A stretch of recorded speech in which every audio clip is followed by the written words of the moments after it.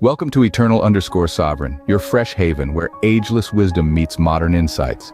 We're elated to see visionaries, dreamers, and seekers joining us.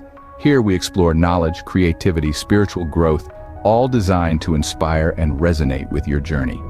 As we start this voyage, a blessing. May wisdom guide, discovery thrill, unity strengthen us. We wish each viewer peace, growth. May this channel serve as a beacon of hope and inspiration source. Together we probe the endless possibilities. Amen. Subscribe to join this enlightening journey. Imagine unwrapping a Christmas gift only to find it's a Pandora's box in disguise. Just like that, a seemingly innocent iPod Touch, wrapped in shiny paper and tied with a bow, was the beginning of an unexpected journey. A journey that would test faith, redefine personal values, and question societal norms. Born in Miami, Florida, into a loving family, life seemed to be all sunshine and beaches. The city, vibrant and full of life, was more than just a backdrop to my childhood. It was a character in my story, a place that shaped my experiences, my perspectives, and most importantly, my faith. Growing up, I was surrounded by a community of people who loved and cared for me. They were my extended family. Neighbors, friends, teachers, and mentors. They were people who shared the same values, the same beliefs, and the same faith. They were people who believed in the importance of community, of looking out for one another, and of being there for each other in times of need. This community was the bedrock of my upbringing. It was the place where I learned about love, about kindness, about compassion. It was here that I was taught about the importance of faith, about the love of God, and about the guiding principles that would shape my life. As I navigated adolescence, a war waged within me, a war between faith and personal sins. An internal conflict, as ancient as humanity itself, yet as fresh as the morning dew. It was a struggle between the deeply rooted faith instilled in me since childhood and the personal sins and secrets that had begun to cast shadows over my soul. This was a time of turmoil, of grappling with the harsh realities of life and the complexities of growing up. A time when the innocence of childhood had faded into the background, replaced by questions and curiosities that seemed to grow exponentially with each passing day. It was an age of exploration and discovery, but also one of confusion and contradiction. As I waded through the murky waters of adolescence, the societal messages about purity and performance weighed heavily on me. The world around me seemed to be saying one thing, while my faith and my family's teachings were saying another. It felt like standing at the crossroads, caught in an intense tug of war between what I believed and what I was tempted to do. My journey took me from Miami to Missouri and then to North Carolina, marking not just a change in location, but a shift in my spiritual and personal evolution. Miami, the city of my birth, was a place of innocence, where the foundation of my faith was laid. But as the years passed, I realized that the sunny beaches and vibrant culture could not shield me from the realities of life. My exposure to the harsh realities sparked curiosity, which inadvertently led me down a path I had never anticipated. The move to Missouri was a turning point, a drastic change from the familiar streets of Miami.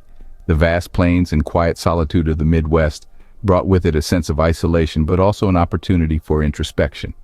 It was here that the stark contrast between my deep-rooted faith and personal struggles became painfully clear. The silence of Missouri nights amplified the internal conflict, the struggle between public expectations and private realities. North Carolina was the next chapter, a chapter marked by redemption and healing. The lush green landscapes and the serene atmosphere seemed to echo the transformative process within me. This was a time of profound spiritual encounter, a time of deliverance from my personal demons. I began to understand the power of confession, the liberating truth of forgiveness through faith. These geographical transitions were not mere changes of address.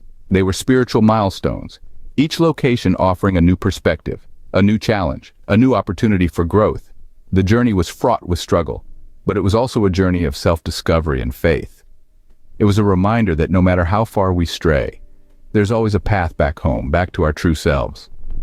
Throughout my journey, I was led to moments of revelation and spiritual renewal, inspiring me to use my experiences to help others.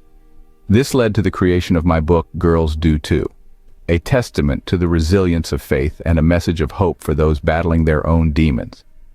Each new location brought with it a new chapter of my journey, a new opportunity for growth. This journey, deeply personal yet universally resonant, is a testament to the transformative power of faith and the promise of redemption for all who seek it. While serving my community through the church, a private battle raged within me. There it was, my secret, hidden beneath layers of smiles and Sunday sermons. I was fighting a battle with pornography addiction. It was a struggle that gnawed at my soul, consuming my thoughts, disrupting my peace. Addiction is often seen as a monster that creeps up on you, slowly but surely, wrapping its tendrils around your life until it's too late. And that's exactly what it was for me. I had ventured into a realm of curiosity and found myself trapped in a vicious cycle of guilt and pleasure, a cycle that seemed impossible to break free from. Even as I stood at the pulpit preaching about love and faith, I was wrestling with my own demons. It was a stark contrast to the image I portrayed, a community leader, a beacon of hope and guidance. But behind that facade was a person grappling with a crippling addiction. The irony wasn't lost on me. While I was helping others find their path, I was losing myself in a maze of deception and self-loathing. It was a paradox, a painful juxtaposition of public service and private despair. The hushed whispers about purity, the societal expectations, they didn't make the battle any easier. I was walking on a tightrope, balancing between the person I was and the person I wanted to be, the person I ought to be. It felt like I was living two lives, one for the world to see and another shrouded in shame and guilt. But the battle wasn't just about overcoming addiction. It was about reconciling with myself, accepting my flaws, and learning to seek help. It was about understanding that it's okay to stumble, to fall, as long as you get back up. It's okay to be imperfect, to be human. This journey was not just about battling addiction, but about battling the stigma associated with it, about breaking the chains of silence that bind so many of us. It was about finding the courage to speak out, to share my story, in the hope that it might inspire others to do the same. I was living a paradox, serving in the public while battling despair in private. But this battle, this struggle, it was a part of me. It shaped me, made me who I am today. And for that, I wouldn't change a thing. In my darkest moments, a light shone through, bringing redemption and healing. The journey towards that light was not easy. It was fraught with struggle and despair, but it was a journey worth taking. In the midst of my battle with addiction, confession became my lifeline. I started to open up about my struggles, first to myself, then to others. It was terrifying, like standing on the edge of a cliff, unsure of what lay at the bottom. But when words finally escaped my lips, I felt a weight lift off my shoulders. I realized I was not alone. There were others who shared similar struggles, and there was a community ready to support me. Confession, however, was only half the battle. The other half was forgiveness. I had to learn to forgive myself for my past mistakes, for the pain I had caused, and for the time I had lost to my addiction. This wasn't easy. It felt like trying to stitch a wound that was still bleeding. But with each stitch, the wound started to heal, and I began to see myself not as a victim, but as a survivor. Faith was my guiding light through this journey. It was a beacon that helped me navigate through the darkest nights. Faith gave me hope when I felt hopeless, strength when I was weak, and courage when I was fearful. It reminded me that I was more than my addiction, that I was loved and worthy of love. My deliverance did not come in a grand, dramatic moment. It was a gradual process, like a seed slowly breaking through the soil to reach the sunlight. But when I finally broke free from the chains of addiction, I felt a sense of freedom and purpose I had never experienced before. I was no longer defined by my past, but by the hope of a brighter future. The journey towards redemption and healing is not a straight path. It is a winding road filled with bumps and detours, but with each step forward, I grew stronger and more resilient. I discovered that I was not defined by my struggles, but by how I overcame them. Through faith and confession, I found freedom and purpose. And through this journey, I discovered that redemption and healing are not just possible, they are within reach for all of us. From my struggles, Girls Do Too was born, a book aiming to normalize the conversation around women's struggles with pornography. This book is not just a collection of words on paper, but a testament to the resilience of faith and the power of honesty. It's a beacon for those who, like me, have grappled with the shadowy corners of their personal lives, feeling isolated in their struggle. In writing Girls Do Too, I discovered a truth that had long been obscured by shame and secrecy. I was not alone. Countless others were fighting the same hidden battles, burdened by the same silent guilt. But the pages of this book became a shared space, a place of understanding, where we could shed the weight of our solitude. The challenge of addiction, the struggle with personal sins and secrets, They are not unique to me.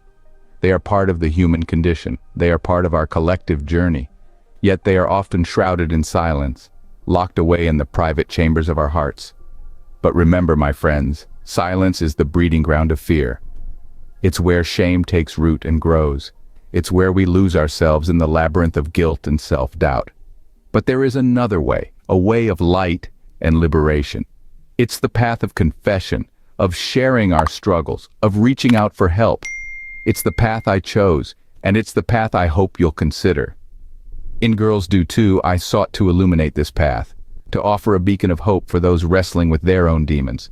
I wanted to show that no one has to navigate this journey alone, that there is a community ready to extend a hand, to offer support, to share in the burden of struggle. And so I extend this message of hope to you. If you are battling